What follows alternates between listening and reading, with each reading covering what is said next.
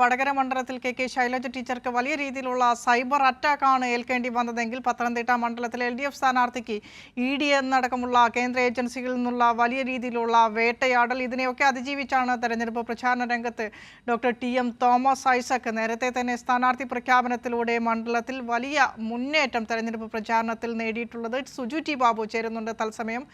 സുജു, വലിയ രീതിയിലുള്ള വേട്ടയാടലുകൾ EDയുടെ ഭാഗത്ത് നടക്കമുള്ള വേട്ടയാടലിനെ അതിജീവിച്ചാണ് LDF സ്ഥാനാർത്ഥി പത്തനംതിട്ട ജില്ലയിൽ വലിയ രീതിയിലുള്ള പ്രചാരണം വോട്ടർമാരെ നേരിട്ട് കണ്ട് അദ്ദേഹത്തിന്റെ 55ാമത് പുസ്തകം വരെ ഇറക്കുകയുണ്ടായിരുന്നു. പ്രകടന പത്രികയിൽ അദ്ദേഹം ഒപ്പം വെച്ച ആസ്തി കണക്കിൽ ഏറ്റവും കൂടുതൽ തന്റെ പക്കലുള്ളത് പുസ്തകമാണ് എന്ന കണക്കുകൾ വളരെ നിരത്തിയ ഒരു സ്ഥാനാർത്ഥി കൂടിയാണ് doctor TM Thomas Isaac.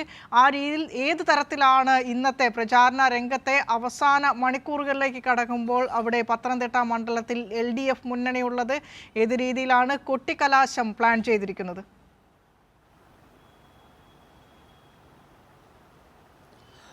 Vineesha പറഞ്ഞത് തന്നെയാണ്. EDയുടെ അന്വേഷണം ഈ ചില മാധ്യമങ്ങളും അതുപോലെ ആളുകളും പ്രതീക്ഷിച്ചിരുന്നത് ഇപ്പോൾ തോമസ് ഐസക്കിനെ ഈ തെരഞ്ഞെടുപ്പ് കാലത്തിനിടയ്ക്ക് അറസ്റ്റ് ചെയ്യുന്ന ഒരു സിനിമയുടെ ഡയലോഗുണ്ടല്ലോ, ഇപ്പം പൊട്ടിക്കും എന്ന് പറഞ്ഞ പലരും കരുതിയിരുന്നത് തോമസ് ഐസക്കിനെ അറസ്റ്റ് ചെയ്ത് അങ്ങ് ഡൽഹിയിലേക്ക് കൊണ്ടുപോകുമെന്ന് വരെ വിചാരിച്ചിരുന്ന ആളുകളുണ്ടായിരുന്നു. എന്നാൽ തോമസ് ഐസക്കിന് ഈ രാജ്യത്തെ നീതിന്യായ വ്യവസ്ഥയെ വിശ്വാസവും കോടതി പോവുകയും ലാസ്റ്റ് കോടതിയുടെ ഉത്തരവ് പ്രകാരമാണ് ED ഇപ്പോൾ ഈ ഘട്ടത്തിൽ ചോദ്യം ചെയ്യേണ്ട ആവശ്യമില്ലെന്ന് കോടതിയുടെ നിർദ്ദേശമാണ്. അത് പ്രകാരമാണ് തോമസ് ഐസക്കിനെ ED ചോദ്യം ചെയ്യുന്ന ഈ സമയത്ത് ഒഴിവാക്കപ്പെട്ടത്.